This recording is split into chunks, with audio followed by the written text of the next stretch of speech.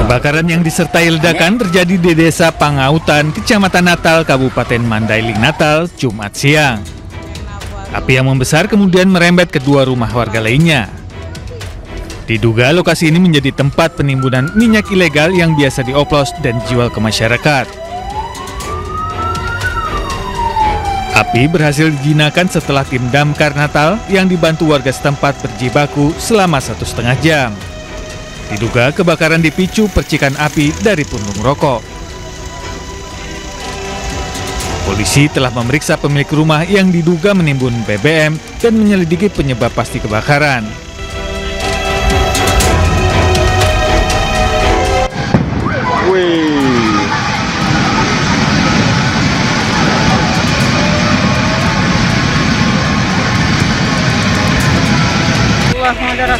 Kebakaran hebat melanda gudang bahan bakar minyak dan gas ilegal di Kelurahan Dusun Bangko, Kabupaten Merangin, Jambi. Diduga gudang BBM dan gas ilegal ini milik seorang oknum polisi. LP, BBTN LP ini. Lokasinya yang berada di pemukiman padat membuat api cepat menyebar ke bangunan di sekitarnya. Peristiwa ini menyebabkan 2 rumah warga, 6 kontrakan, 1 motor dan 2 mobil ikut hangus terbakar. Tim damkar Kabupaten Merangin berjibaku selama 2 jam untuk memadamkan api.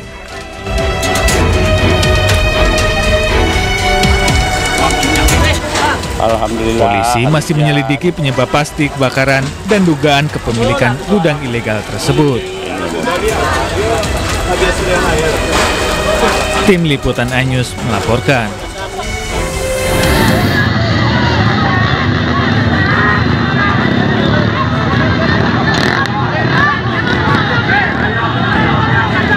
Oknum perguruan silat di wilayah Kabupaten Tuban, Jawa Timur kembali membuat ulah.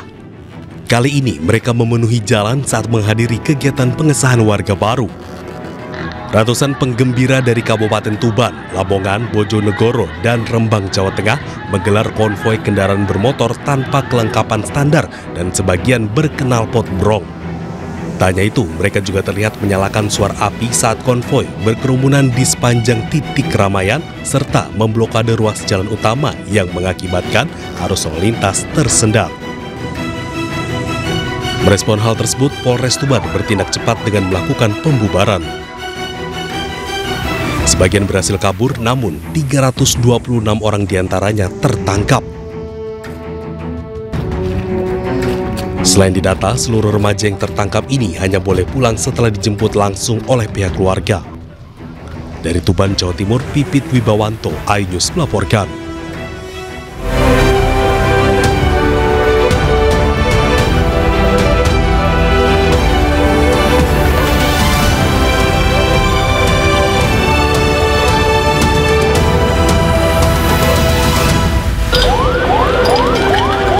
Petugas berjibaku selamatkan sopir bus terjepit dalam kecelakaan maut di tol Cipularang.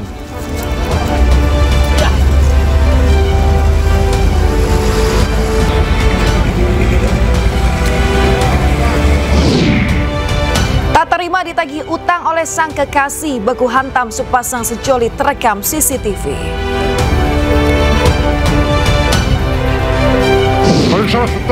Para pejuang Hamas serang kumpulan tentara dan kendaraan Zionis di Han Yunis.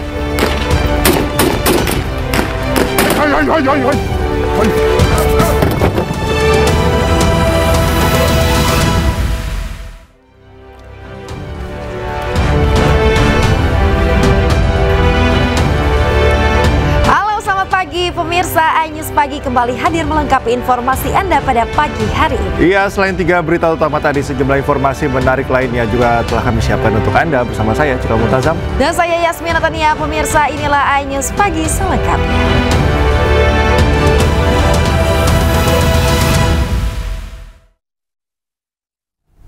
Pemirsa, detik-detik mencekam dialami seorang wanita saat ditodong senjata tajam oleh pelaku begal di depan rumah kos temannya di Makassar, Sulawesi Selatan. Ya, dalam hitungan detik pelaku membawa kabur laptop dan ponsel korban. Kamera pengawas merekam aksi begal terhadap korbannya yang hendak masuk rumah kos rekannya di Jalan Racing Center, Kota Makassar, Sulawesi Selatan. Pelaku berjalan kaki mendekati korban, menodongkan senjata tajam ke arah korban. Korban yang takut langsung menyelamatkan diri ke arah rekannya, dan pelaku mengambil ponsel dan laptop di motor korban. Usai menerima laporan dari korban dan melakukan penyelidikan, aparat kepolisian dari Resmo Polsek Panakukang berhasil meringkus pelaku di rumahnya. Pelaku diketahui merupakan residivis dalam sejumlah kasus kriminal, diantaranya begal dan curanmor. Pelaku melakukan aksinya pada malam dengan cara mengancam korban menggunakan senjata tajam dan merampas barang berharga korbannya. Pelaku ditahan dan menjalani proses hukum di Mapolsek Panakukang. Atas perbuatannya, pelaku dijerat pasal 365 KUHP dengan ancaman hukuman 10 tahun penjara. Seorang pemuda pemirsa tertembak di bagian tangan saat polisi membubarkan tawuran di Medan, Sumatera Utara. Warga menduga peluru berasal dari tembakan aparat.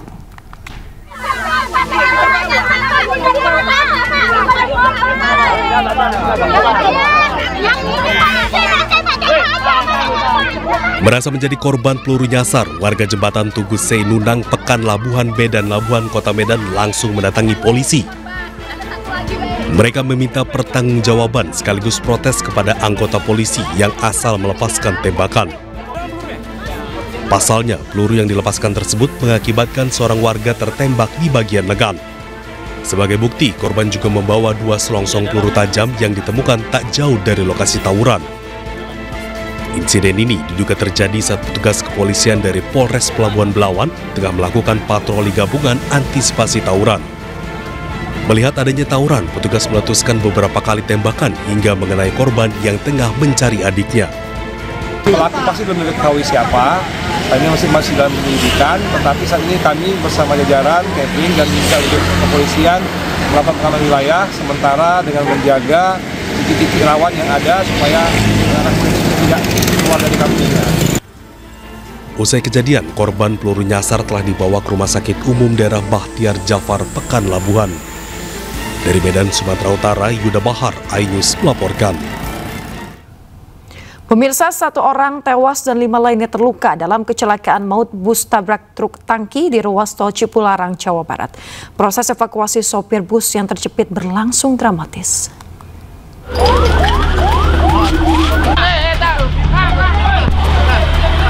Tim rescue Jasa Marga dan polisi PJR Tol Cipularang terus berjibaku menolong sopir bus yang terjepit badan kendaraan. Tim rescue dibantu alat khusus dan kendaraan untuk menarik badan kendaraan yang menjepit sopir bus. Kurang lebih sekitar 1 jam korban yang terjepit berhasil dievakuasi, dikeluarkan dan dibawa ke mobil ambulans untuk dilarikan ke rumah sakit guna mendapatkan penanganan medis.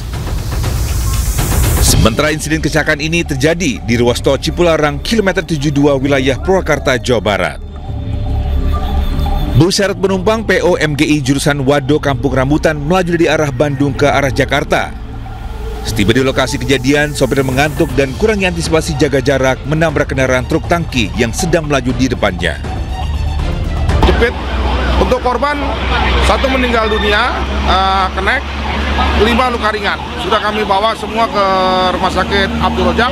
Sementara supir sedang kami tangani dengan tim rescue untuk diselamatkan karena terjepit. Selama proses evakuasi, lalu lintas mengarah ke Jakarta sempat tersendat.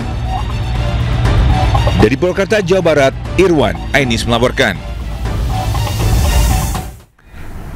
Mabuk berat seorang WNA asal Cina membawa kabur mobil patroli polisi usai menabrak sejumlah kendaraan di Jalan Gunung Sahari, Jakarta. Akibat kecelakaan tersebut, 3 orang terluka dan dibawa ke rumah sakit.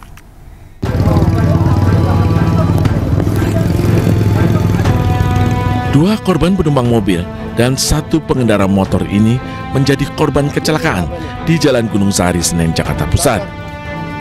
Ketiganya terluka parah usai ditabrak sebuah mobil mewah yang dikendarai seorang pria warga negara asing asal Cina berinisial L. Pelaku diduga dalam kondisi mabuk berat sehingga tak merasa bersalah atau berusaha menolong para korbannya.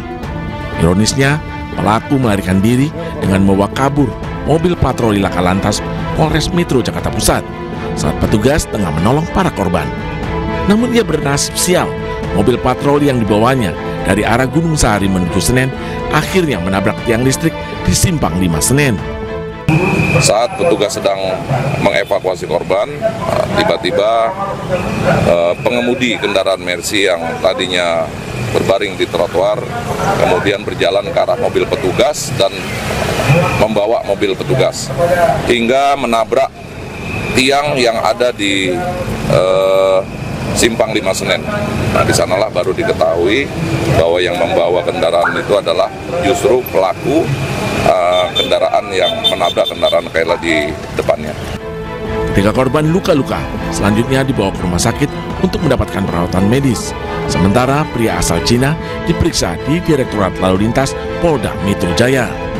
Dari Jakarta Pusat, Rani Sanjaya, iNews melaporkan. Pemirsa, sebuah mobil dinas berplat merah lepas kendali dan mengakibatkan tabrakan beruntun 7 kendaraan di Jalan Ahmad Yani, Jakarta Timur. Mobil dinas menabrak mobil dan motor yang tengah menunggu lampu lalu lintas menyala hijau.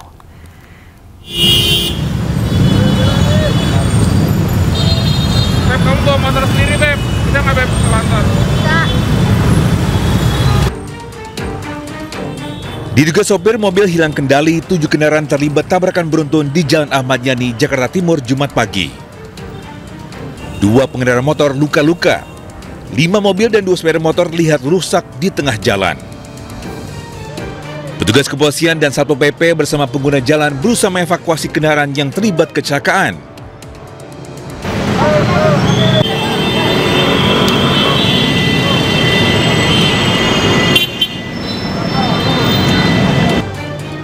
Setelah 1 jam, ke-7 kendaraan yang terlibat dievakuasi ke bahu jalan. Kronologis kejadian saat kondisi jalan dalam keadaan menunggu lampu lalu lintas berwarna hijau.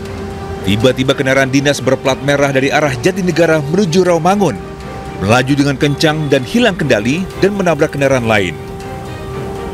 Dengkul aja sih ini, cuma kebentur dashboard. Tadi yang mobil Fortuner itu mobil apa sih, itu yang saya tahu? Mobil dinas tapi aku nggak tahu dari mana. Orangnya sempat keluar atau emang luka nggak bisa keluar? Pas tadi tuh saya turun sih dia belum bisa keluar ya, kayak nggak sadar. Oke, ibu berarti masih trauma. Tidak ada korban jiwa dalam peristiwa ini, namun 2 orang pengendara motor mengalami luka-luka. Kasus kecelakaan kini ditangani unit Laka Lantas Jakarta Timur. Dari Jakarta, Rio Manik, iNews melaporkan. Keinformasi lainnya, pemirsa, musisi Ahmad Dhani mendatangi Polda Metro Jaya untuk melaporkan seorang psikolog berinisial LG. Psikolog dilaporkan usai diduga merundung putrinya SF. Hari ini agendanya ke Polda, mungkin ada apa, Pak? Oh ya, backlight seperti ini. Ya, Pak. Ada backlight. Sebentar. Setelah menyambangi KPAI, musisi Ahmad Dhani mendatangi Polda Metro Jaya untuk melaporkan seorang psikolog yang berinisial LG. Tak hanya Ahmad Dhani, Al-Ghazali dan Mulan Jamila hadir untuk mendampingi. Bahkan awalnya yang akan melaporkan adalah Al-Ghazali. Namun mengingat SF adalah anak dari Ahmad Dhani, maka Dhanilah yang menjadi pelapor. Dokter LG ini dia hanya mengambil sumber dari berita gosip dan berita fitnah. Gitu. Tapi dengan pernyataan dia itu mengedukasi, bahasanya nanti gimana? Nah, jadi itu menurut dia kan.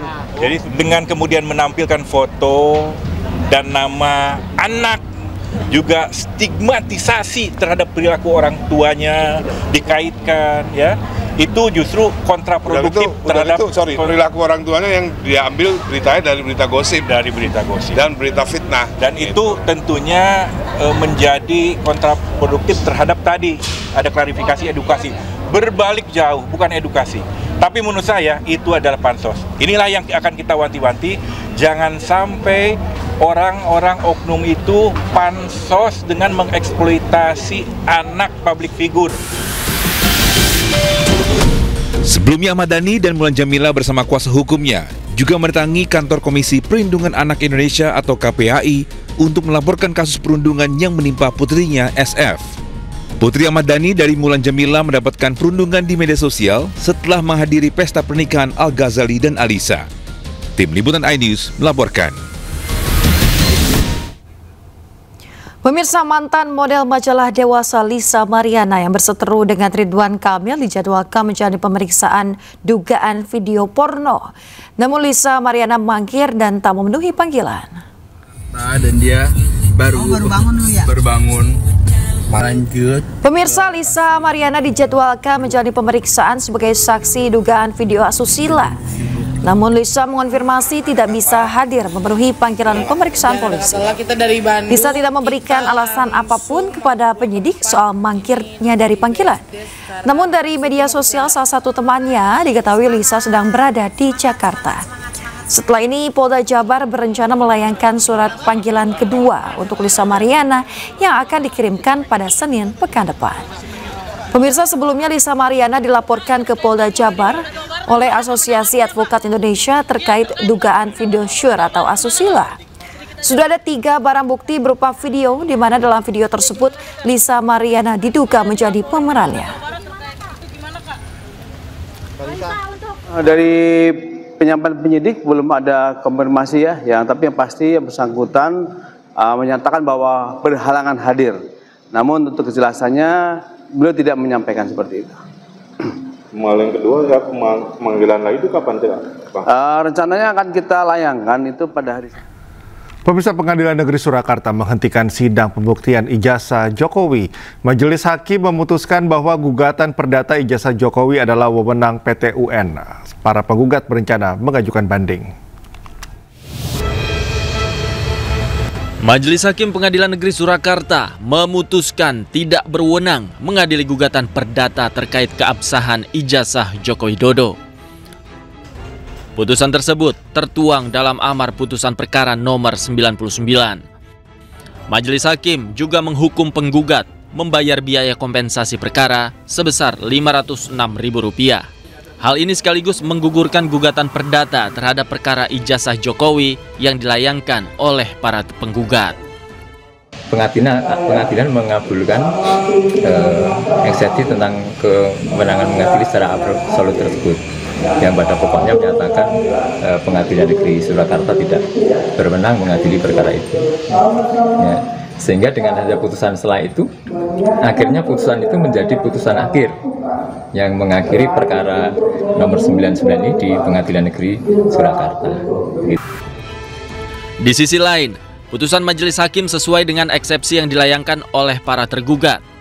Dalam eksepsinya, tergugat berargumen bahwa ijazah Jokowi yang menjadi objek sengketa berkaitan dengan lembaga negara seperti KPU, SMAN 6 Surakarta, dan Universitas Gadjah Mada. Sehingga seharusnya perkara ini digugat ke Pengadilan Tata Usaha Negara, bukan Pengadilan Negeri Surakarta. Dari Solo, Jawa Tengah, Tim Liputan iNews melaporkan. Pemirsa, viral video penggerebekan oknum polisi Polres Kota Lubuk Linggau saat berselingkuh dengan istri anggota TNI di sebuah villa di Kabupaten Rejang Lebong, Bengkulu. Penggerebekan dilakukan suami si perempuan dan anggota Intel Kodim 0406 Lubuk Linggau.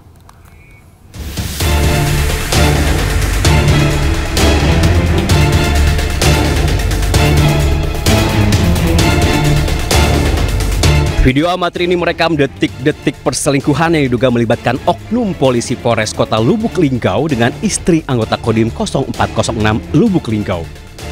Saat digerebek, oknum polisi berinisial J masih berseragam polisi lengkap, sementara pasangan wanitanya F sudah tanpa busana. Selain berstatus istri anggota TNI, F juga bekerja di salah satu bank plat merah. Pasangan ini digerebek di sebuah villa di kawasan Rejang Lebong, Provinsi Bengkulu. Mirisnya, penggerebekan dilakukan oleh suami F sendiri bersama rombongan anggota Intel Kodim 0406 Lubuk Linggau dan anggota Kodim 0409 Curug. Kalau oknum terkaitnya sudah kita proses secara internal, yang bersangkutan juga sudah dinonaktifkan dari jabatannya dan secara saat ini dalam proses ya, udah etiknya. Oh, tapi memang benar itu anggota kita benar ya? Betul. Akibat ulah keduanya, Brigadir J dinonaktifkan dan menjadi pemeriksaan di Paminal Propam Polres Lubuk Linggau. Dari Lubuk Linggau, Sumatera Selatan, Sudirman, iNews melaporkan. Pemirsa, gegara utang, sepasang kekasih muda terlibat baku hantam di Makassar, Sulawesi Selatan. Akibat kejadian tersebut, korban perempuan berusia 17 tahun menderita luka lebam di bagian wajah.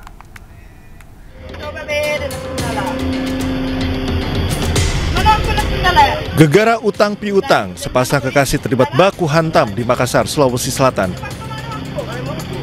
Dalam rekaman CCTV terlihat korban mendatangi pelaku dan langsung melontarkan kata-kata kasar sambil menagih utang sebesar 2,5 juta rupiah. Cekcok pun tak terhindarkan, korban sempat menampar pelaku beberapa kali. Pelaku yang berusia 21 tahun diamankan oleh unit Resmob Polsek Mamajang setelah menganiaya kekasihnya yang masih berusia 17 tahun. Emosi pelaku memuncak membalas dengan memukul perut korban, bahkan melemparkan ponsel ke arah wajah korban hingga menyebabkan lebam di bawah mata. Polisi juga mengungkap bahwa warga sempat nyaris menghakimi pelaku, namun berhasil dicegah berkat kesigapan petugas. Hasil pemeriksaan sementara, pelaku mengaku jengkel karena korban terus-menerus menagih utang. Bahkan menurut polisi, kekerasan yang dilakukan pelaku bukan kali ini saja. Korban sudah kami limpahkan ke Polrestabes Makassar karena yang bersangkutan masih di bawah umur. Untuk motifnya, hasil kami interogasi, itu pelaku merasa risih karena selalu didatangi oleh korban atau pacarnya ini untuk diminta uang. Kasus ini kini ditangani oleh Unit Perlindungan Perempuan dan Anak Polrestabes Makassar. Dari Makassar, Sulawesi Selatan, Leo Muhammad Nur, iNews melaporkan. Pemirsa, aksi perampokan uang tunai ratusan juta rupiah di Jalan Parung Ciputat, Bojong-Sari, Depok gagal setelah warga memergoki dan juga menangkap 2 dari 4 pelaku. Dalam insiden tersebut, uang yang menjadi sasaran pelaku sempat berhamburan di jalanan.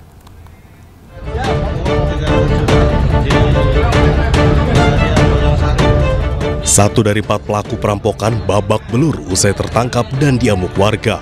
Ia di depan sebuah bengkel di Jalan Raya Parung Ciputat, Bojong-Sari, Kota Depok.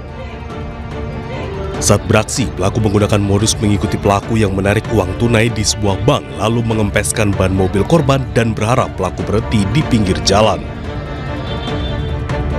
Di luar dugaan pelaku, korban ternyata memilih untuk berhenti di sebuah bengkel ban. Kesadaran warga yang curiga terhadap gerak-gerik pelaku membuat aksi pelaku gagal total. 2 orang pelaku berhasil ditangkap setelah terlibat pergulatan dengan warga, sementara 2 lainnya melarikan diri. Dia buka mobil gitu kan, buka pintu mobil, langsung dijamret tuh tasnya dari dalam mobil gitu kan. Teriak-teriak, ya saya sempat bergelut di situ sama salah satu perampoknya, kena sama saya berdua kan. Singkat cerita, akhirnya yang bawa itu kabur, yang bawa ini itu, yang bawa tas duitnya gitu kan, kabur, ketemu, dia bawa motor juga kan, akhirnya dia ada kecelakaan, nabrak apalah di situ, kata yang ibu-ibu sih keterangannya. Nah duitnya itu aut-autan tuh di pertigaan Curug Topik situ, aut-autan, ketemu warga, ya dia akhirnya dipukulin juga masa warga. Selain itu, uang korban yang sempat tercecer di jalan sempat dibawa pelaku juga berhasil diselamatkan. Saat ini, kedua pelaku telah diserahkan ke Mapolsek Bojong-Sari. Dari Kota Depok, Jawa Barat, Iyung Rizky, iNews melaporkan. Sepasang suami istri di Depok, Jawa Barat diringkus polisi setelah diduga melakukan penipuan dengan modus kris palsu. Dalam aksinya, pasutri tersebut menyasar sejumlah gerai penyedia jasa tarik tunai. Pasutri diamankan polisi setelah transaksi terakhir mereka menggunakan kris palsu terdeteksi janggal oleh penjaga gerai jasa tarik tunai di Depok, Jawa Barat. Hasil pemeriksaan polisi, aksi penipuan yang dilakukan kedua pelaku berlangsung sejak 29 Juni hingga 6 Juni 2025. Dalam aksinya, mereka menyasar gerai yang menyediakan layanan pengambilan tunai dan menggunakan bukti transaksi kris yang telah diedit sebelumnya melalui aplikasi Pay. Akibat aksi para pelaku, korban mengalami kerugian senilai 15 juta rupiah. Dengan cara mereka mengambil cash dari counter atau gerai yang memang melayani pengambilan tunai. Kemudian pembayarannya dilakukan dengan melalui QRIS. Atas perbuatannya, pasangan suami istri ini dijerat dengan pasal tentang penipuan dan penggelapan dengan ancaman hukuman maksimal 4 tahun penjara. Akibat terlilit utang, seorang anak di Surabaya, Jawa Timur mencuri mobil milik orang tuanya. Dari hasil penyelidikan polisi, ternyata pelaku sebelumnya sudah 15 kali mencuri sepeda motor milik orang tuanya, namun tidak dilaporkan ke polisi.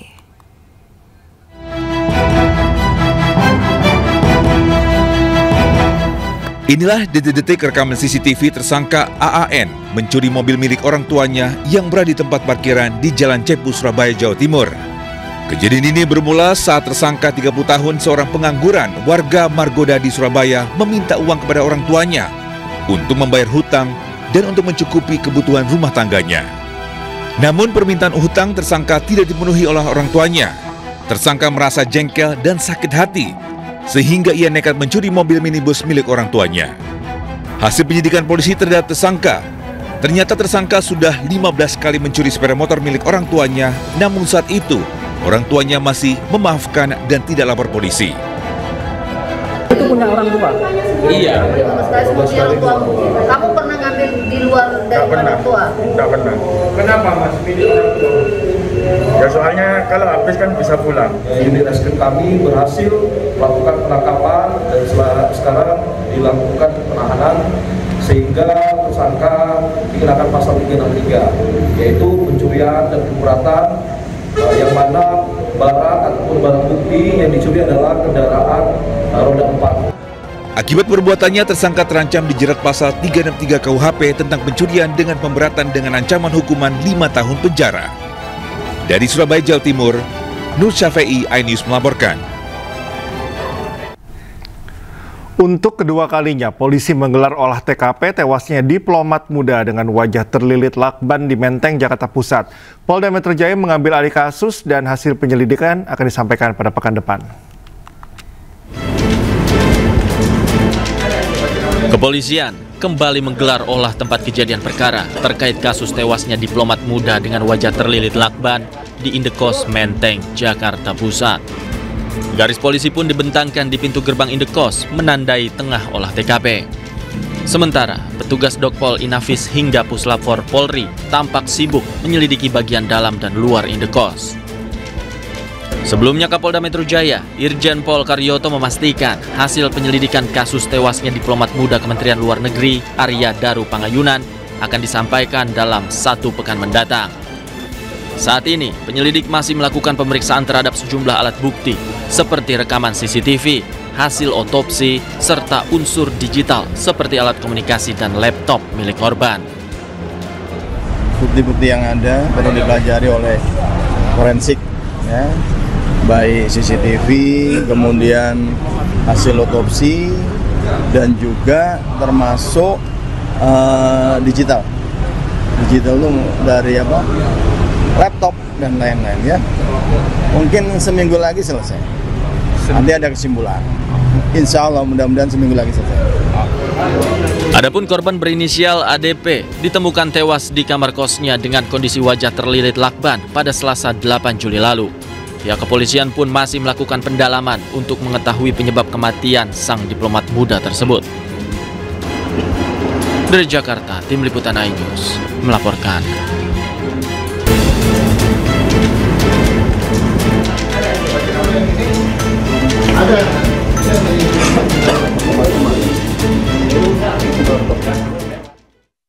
Pemirsa, sayap militer Hamas menyerang pasukan dan kendaraan militer Israel di Khan Yunis. Hamas menyebut serangan ini sebagai bukti kegagalan mesin propaganda Zionis mematahkan semangat juang rakyat Palestina.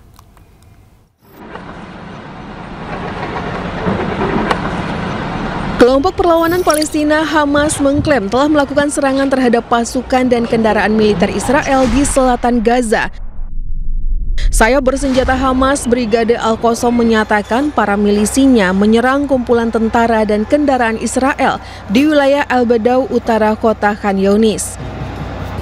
Serangan ini terjadi sehari setelah Hamas mengatakan telah membunuh seorang tentara Israel dan menyita senjatanya. Hamas menyebut serangan ini sebagai bukti kegagalan mesin propaganda Zionis mematahkan semangat juang rakyat Palestina. Hamas menegaskan bahwa upaya Israel untuk menggusur warga dan membersihkan wilayah secara etnis justru memperkuat tekad rakyat Palestina. Meski dalam konflik intens, Hamas masih mampu melancarkan serangan strategis terhadap kekuatan tempur Israel. Menurut Hamas, kehancuran kendaraan tempur Zionis bukan hanya kerugian militer, tetapi merupakan simbol ketahanan dan harapan rakyat Palestina. Pemirsa, Israel lagi-lagi melakukan aksi brutalnya di Gaza. Militer Israel membunuh 15 warga Palestina yang tengah mengantri obat-obatan di depan klinik Gaza Tengah, Palestina. Dari 15 orang yang tewas, 8 diantaranya merupakan anak-anak.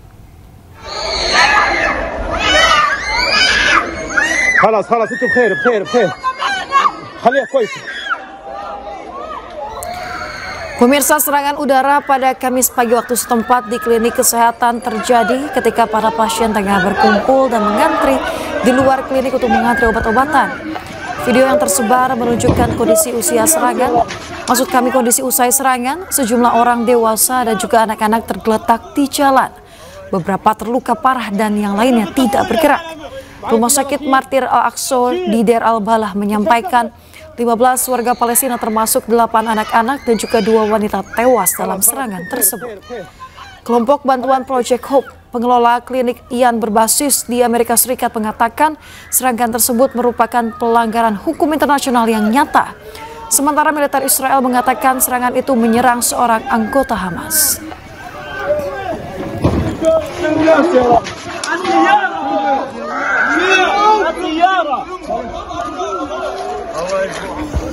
Pemirsa, Hamas berduka atas 2 warga Palestina yang dibunuh pasukan Israel di tepi barat.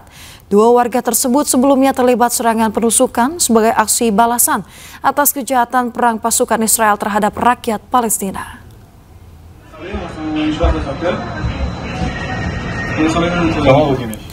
Hamas menyampaikan 2 serangan penusukan terjadi terhadap tentara Israel di desa Rumanah dekat Jenin dan juga di persimpangan permukiman Gus Etzion.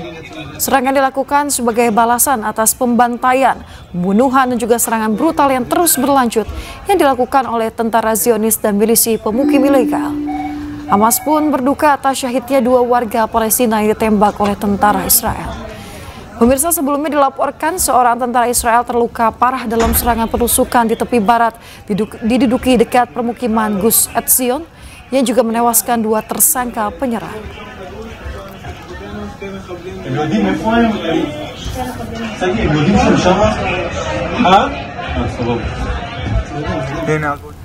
Pemirsa, pemukim ilegal Israel membakar gereja dan juga makam kuno di Taibeh, tepi barat. Para pemukim ilegal ini telah berulang kali menyerang desa Kristen terakhir di tepi barat Palestina.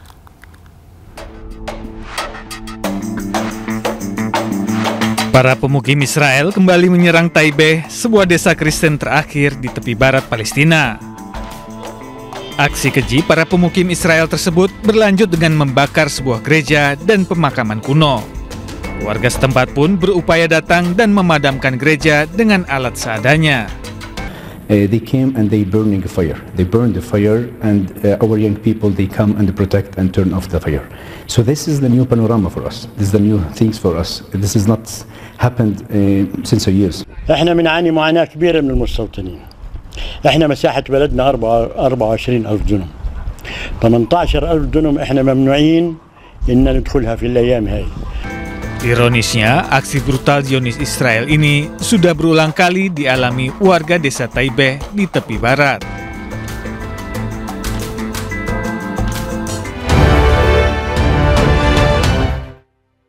Gaza terancam menjadi kuburan massal. Para dokter di Gaza berjuang menahan maut yang mengepung para pasien mereka.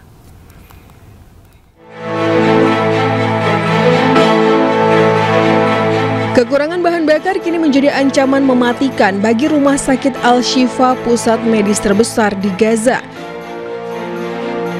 Jika pasokan tidak segera masuk, rumah sakit ini akan tenggelam dalam kegelapan total dan lumpuh total di saat agresi brutal Israel masih terus membunuh tanpa henti.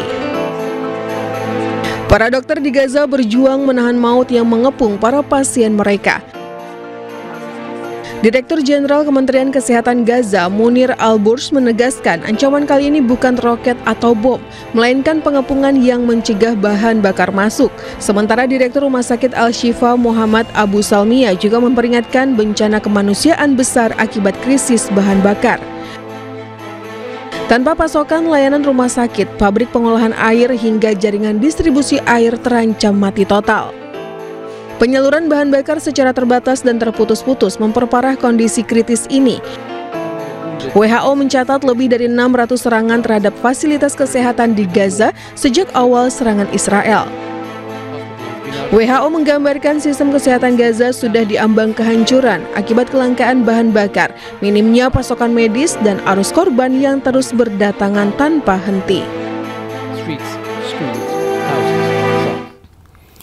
Pemirsa, dalam kunjungannya ke Amerika Serikat, Perdana Menteri Israel Benjamin Netanyahu meminta Hamas dimiliterisasi. Pembebasan Gaza tidak lagi cukup, tetapi Netanyahu ingin Israel kembali menduduki Gaza.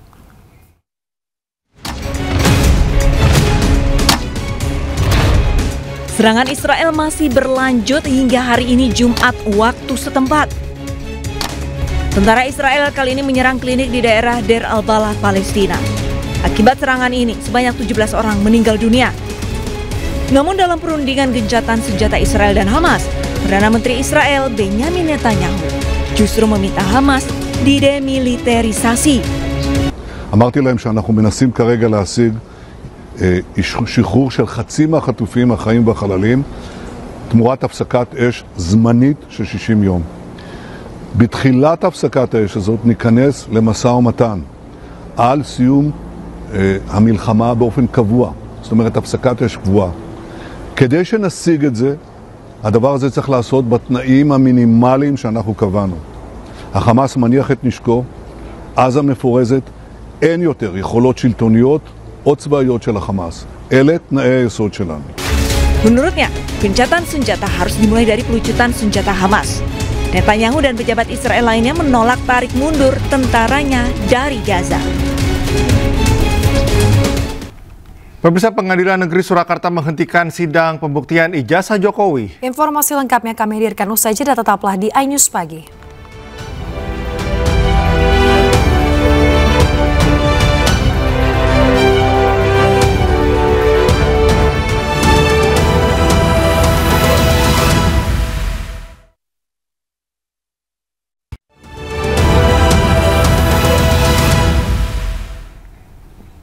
Pemirsa, Pengadilan Negeri Surakarta menghentikan sidang pembuktian ijazah Jokowi.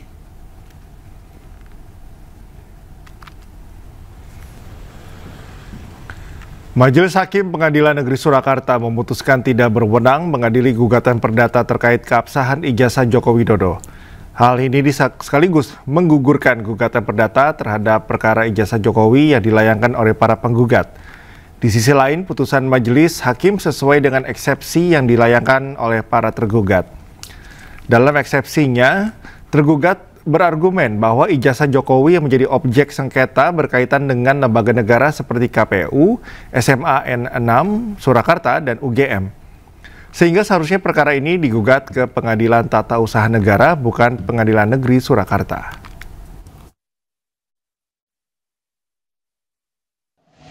Pengadilan mengabulkan eksepsi tentang kewenangan mengadili secara absolut tersebut, yang pada pokoknya menyatakan Pengadilan Negeri Surakarta tidak berwenang mengadili perkara itu.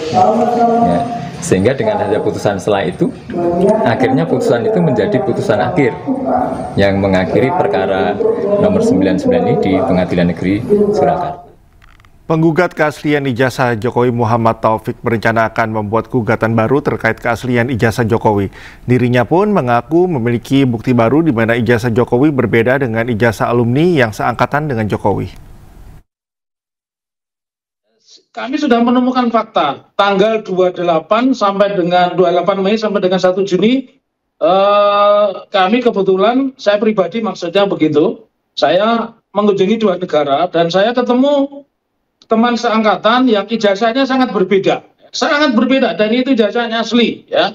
Oleh karenanya keyakinan kami tidak perlu lagi melibatkan SMA 6. Jadi pertimbangan kami yang kedua mengajukan gugatan baru tapi dengan subjek yang berbeda dan objek yang berbeda karena kami menemukan fakta baru. Bahkan sesungguhnya kalau perkara ini tidak digugurkan oleh Majelis Hakim Pengadilan Negeri Surakarta, kami akan hadirkan orang itu sebagai saksi dan membawa ijazahnya yang sangat berbeda begitu ya.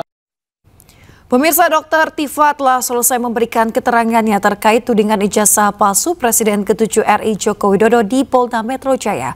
Sebagai terlapor, ia dicecar 68 pertanyaan. Pemirsa, Tifauzia Tiasuma alias Dr. Tifa memenuhi undangan klarifikasi dari Polda Metro Jaya terkait kasus tudingan ijazah palsu Joko Widodo. Meskipun statusnya sebagai saksi terlapor, Tifa menyatakan dirinya membutuhkan penjelasan lebih lanjut mengenai materi yang melatar belakangi statusnya sebagai terlapor. Dr. Tifa pun mengaku kecewa, pasalnya penyidik tidak memperlihatkan ijazah Jokowi saat pemeriksaan kemarin.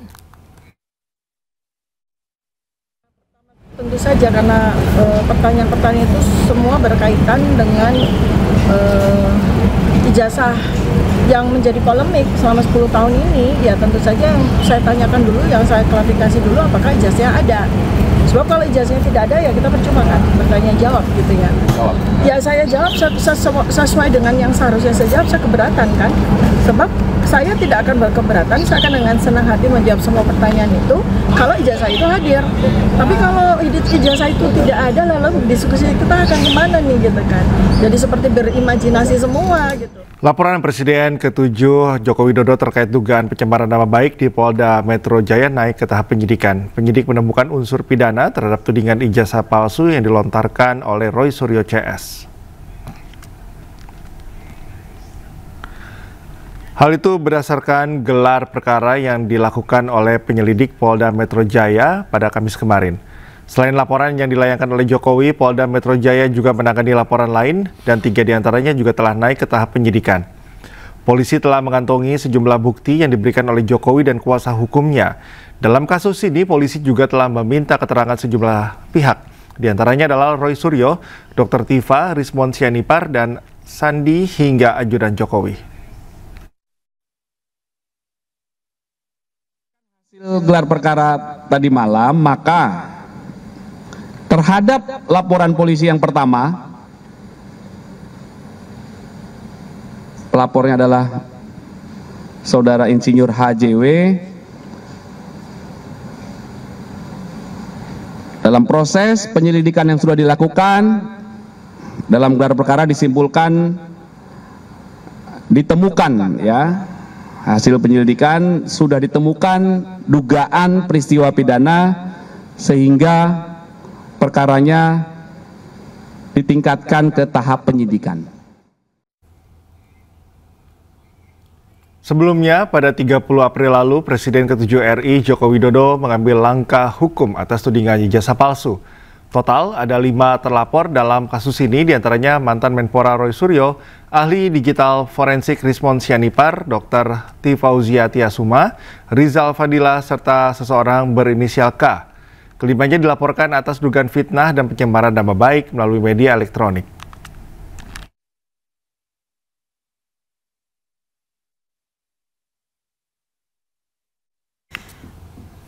Pemirsa, Kejaksaan Agung memburu Raja Minyak Riza Khalid atas kasus korupsi tata kelola minyak mentah.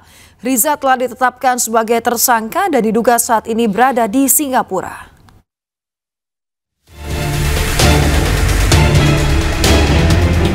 Kejaksaan Agung menetapkan saudagar minyak Muhammad Riza Khalid jadi tersangka korupsi tata kelola minyak mentah dan produk Pertamina.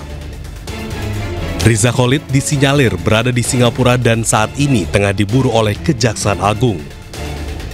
Kejaksaan Agung tengah berkoordinasi dengan otoritas Singapura terkait keberadaan Riza Khalid tersebut.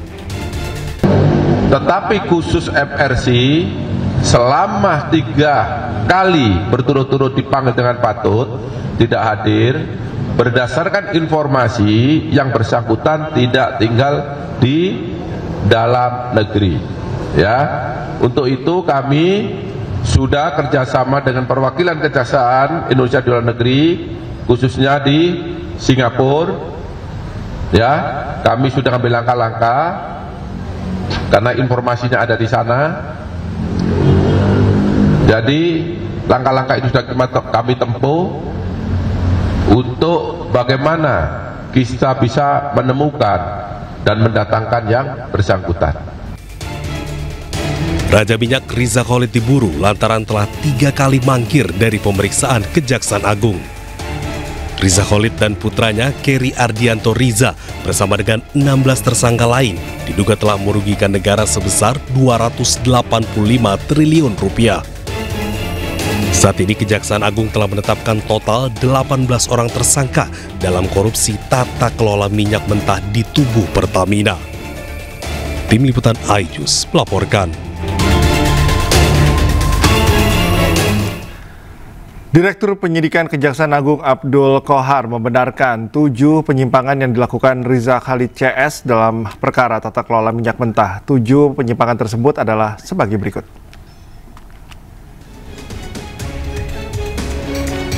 Yang pertama, penyimpangan dalam perencanaan dan pengadaan ekspor minyak mentah.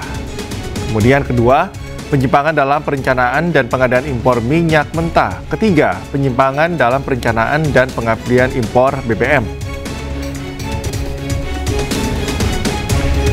Kemudian yang keempat, pemirsa, penyimpangan dalam sewa kapal. Yang kelima, penyimpangan dalam sewa terminal BBM PT OTM. Kemudian keenam, penyimpangan dalam pemberian kompensasi produk Pertalite. Selanjutnya, penyimpangan yang ketujuh adalah dalam penjualan solar non-subsidi kepada pihak swasta dan pihak BUMN yang dijual di bawah harga pasar.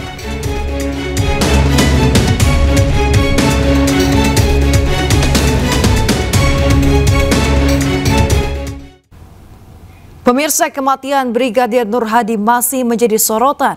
Usai atasannya ditetapkan sebagai tersangka, sosok wanita cantik juga disebut-sebut terlibat dalam kasus ini.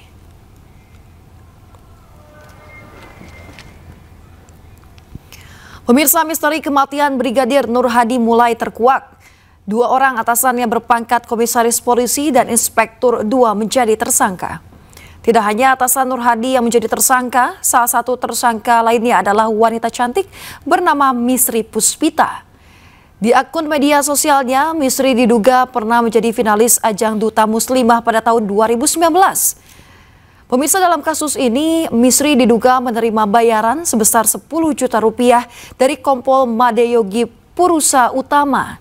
Ia dibayar untuk menemani pesta dan bermalam di villa tempat pembunuhan itu terjadi.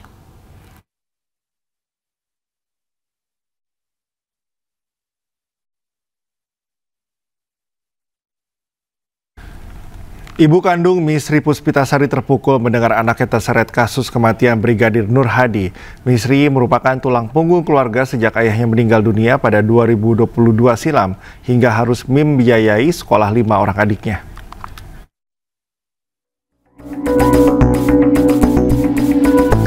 Misri Puspitasari, WNT asal Jambi, ditetapkan sebagai salah satu dari 3 orang tersangka atas kematian Brigadir Nur Hadi yang merupakan anggota Propam Polda NTB. Misri yang berusia 23 tahun merupakan warga desa Mendalo Darat, Kecamatan Jambi Luar Kota, Kabupaten Muaro Jambi, Provinsi Jambi.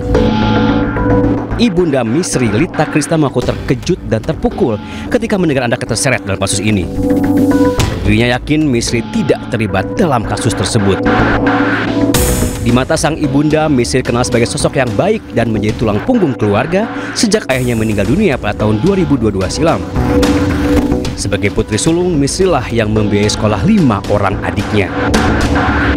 Misri juga dikenal berprestasi sejak TK hingga SMA dan pernah meraih juara 2 Kawah Kepemimpinan Pelajar tingkat nasional semasa SMA.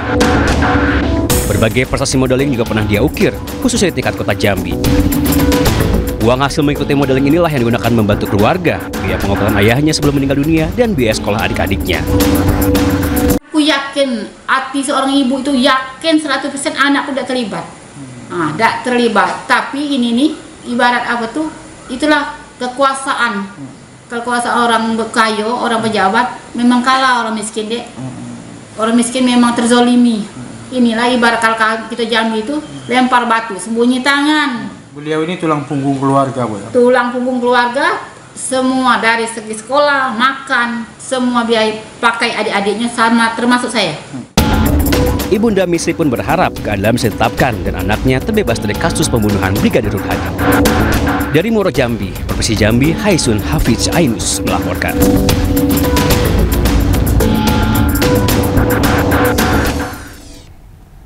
Pemirsa, sebuah acara musik diselenggarakan di Pantai Ancol, Jakarta Utara. Menikmati acara musik sambil bersantai di pinggir pantai di waktu senja merupakan momen yang banyak diinginkan untuk menghabiskan waktu bersama orang terdekat.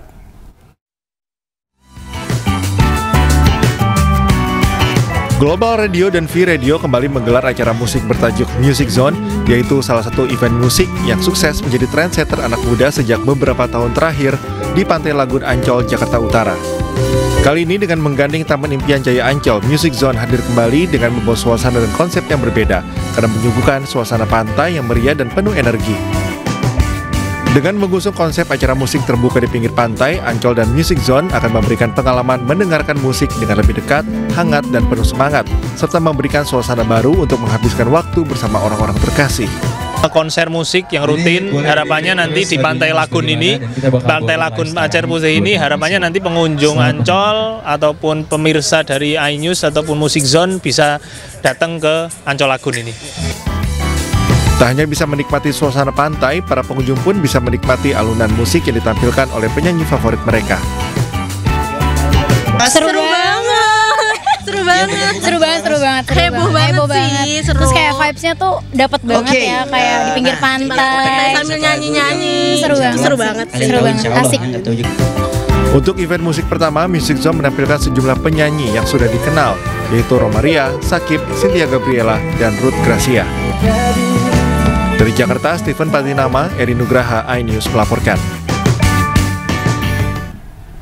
Terjebak kepungan api, seorang wanita lanjut usia meninggal dunia dalam kebakaran di Rusun Klender, Jakarta Timur dini hari tadi. Informasi lengkapnya kami hadirkan usai jeda, tetaplah di iNews Pagi.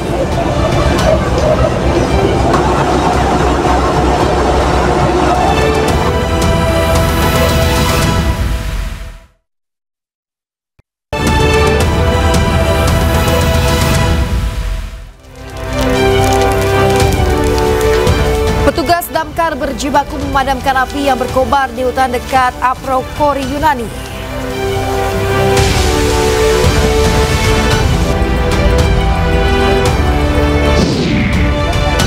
Wali kota di Jepang mundur usai tersandung kasus skandal ijazah palsu.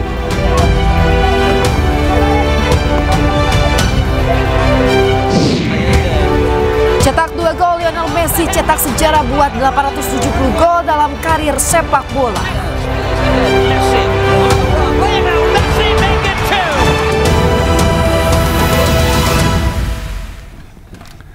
Ya, pemirsa, masih di iNews Pagi bersama saya Cika Mutazam dan rekan Yasmin Natania. Pemirsa, demikian tadi adalah berita pilihan dalam iNews Pagi hari ini, dan kita ke informasi berikutnya. 1 orang meninggal dunia akibat kebakaran yang melanda rumah susun di Klender, Durensawit, Jakarta Timur Sabtu dini hari tadi.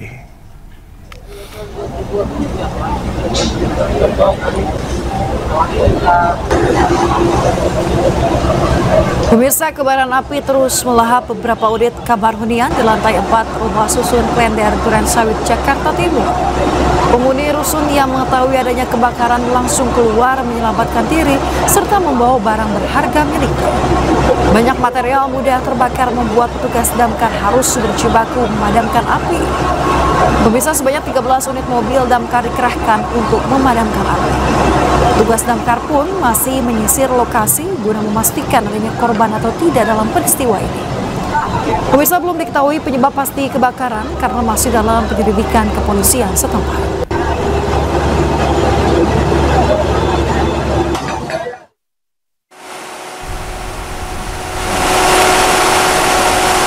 Setelah berjibaku lebih kurang 2 jam, kebakaran di Rusun Klender, Durensawit, Jakarta Timur berhasil dipadamkan.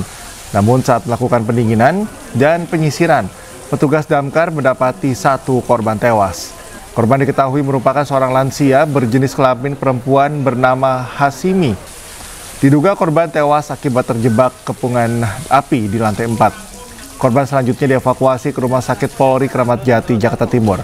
Menurut petugas damkar, kebakaran ini diduga akibat kebocoran gas dari salah satu kamar. Dalam peristiwa ini total ada 4 unit kamar di lantai 4 yang terbakar.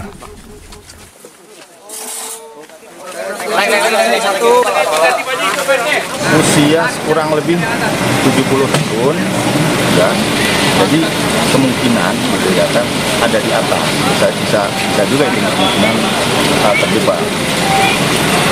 Pak ingin penegasan lagi Pak, ini jumlah yang terbakar tuh 4 blok, 4 kamar atau 4 unit, 4 rumah atau 4 unit yang ada di lantai 4. Pemirsa, 1 orang tewas dalam kebakaran di rumah susun Klender Durensawit, Jakarta Timur. Untuk informasi selengkapnya ada rekan Jessica Winoto di lokasi kebakaran. Selamat pagi Jessica, tepatnya pada pukul berapa kebakaran ini terjadi dan seperti apa situasi saat ini? Ya, selamat pagi Yasmin dan juga pemirsa. Untuk terkait informasi awal api menyala di rumah susun kawasan Klender Durensawit, Jakarta Timur ini, informasinya bahwa api mulai terbakar ini pada pukul 12:30 waktu Indonesia Barat tengah malam tadi, dan memang informasinya juga bahwa Yasmin ini api sudah berhasil dipadamkan sejak pukul 2 pagi waktu Indonesia Barat dini hari tadi. Sehingga memang Yasmin dan juga pemirsa bahwa dapat melihat di belakang saya ini penampakan dari rumah susun yang terbakar, dan ini terlihat juga di lantai 4 itu semua unit yang dengan total 4 unit di lantai 4 ini hangus terbakar. Dan informasinya juga Yasmin dan juga pemirsa dapat kami sampaikan bahwa memang dugaan terkuat penyebab dari kebakaran ini adalah adanya kebocoran gas, karena memang tadi informasinya ada 13 unit damkar yang dikerahkan, dan juga pada saat proses pemadaman api ini petugas mencium bau gas sehingga petugas berusaha untuk menutup saluran gas atau stasiun gas, sehingga setelah itu baru api dapat berhasil dipadamkan. Lalu Yasmin dan juga pemirsa dapat kami sampaikan atas kejadian kebakaran di rumah susun ini adanya korban jiwa, 1 korban jiwa, yaitu seorang lansia yang berjenis kelamin perempuan berinisial A berumur 73 tahun, yang mana korban jiwa ini adalah penghuni unit yang asal api ditemukan. Lalu Yasmin dan juga pemirsa dapat kami sampaikan juga bahwa hingga saat ini pun kami dari tadi kami berusaha untuk mencari warga untuk mendapatkan informasi, tetapi saat ini kami akan langsung perlihatkan kepada Anda. Berikut adalah keterangan dari warga atau saksi mata pada saat kejadian kebakaran di rumah susun Durensawit, Jakarta Timur. Yang bagian belakangnya, jadi ada hadapan dapur sama dapur. Jadi pas itu kebakarannya tuh kayak gini. Nah, ini tuh belum sampai atap sini, baru yang di sebelah sini doang, dari jendela dari dapur. Terus udah dari dapur sini, barulah dia nyebar ke arah sebelah kirinya, di arah timur. Terus habis itu baru merapat lagi ke arah yang sebelah sini, tapi melewati plafon. Jadi api itu titiknya tuh sebenarnya dari sebelah sini. Itu dari kamar nomor berapa tuh? 15. Nomor 15. Siapa Mbak yang punya? Siapa? Asmini. Pengetahuan Mbak, penyebabnya apa? Kalau penyebabnya sih saya kurang tahu ya, karena belum dirilis juga kenapanya penyebabnya. Tapi kalau misalnya dari dapur, otomatis mungkin dari kompor, mungkin dari ngangetin makanan, atau mungkin ibunya juga ada yang merokok atau apa, saya juga kurang tahu ya. Bisa penyebabnya banyak sih faktornya, tapi memang belum. Ya baik Yasmin dan juga pemirsa, kami sampaikan juga bahwa untuk hingga saat ini kami belum mendapatkan informasi lebih lanjut apakah nantinya ada olah TKP atau ada tindak lanjut dari pihak kepolisian maupun warga setempat untuk melakukan renovasi atau perbaikan dari rumah susun Durensawit, Jakarta Timur ini. Sementara berikut kami dapat menyampaikan juga bahwa atas kejadian ini pun 4 unit di lantai 4 di rumah susun Durensawit, Jakarta Timur hangus terbakar dan juga ada 1 korban jiwa. Sementara itu Yasmin, kembali ke Anda. Ya Jessica, untuk korban meninggal dunia apakah saat ini sudah dibawa ke rumah sakit atau seperti apa? Ya Yasmin dan juga pemirsa, kami sampaikan untuk informasi terkait korban jiwa yang telah dari kejadian kebakaran ini sudah berhasil dievakuasi oleh pihak kepolisian dan langsung dibawa ke Rumah Sakit Polri Jatinegara, Jakarta Timur. Sementara itu Yasmin dapat kami sampaikan. Baik, terima kasih rekan Jessica Winoto melaporkan langsung dari Klender, Jakarta Timur. Selamat bertugas kembali Jessica.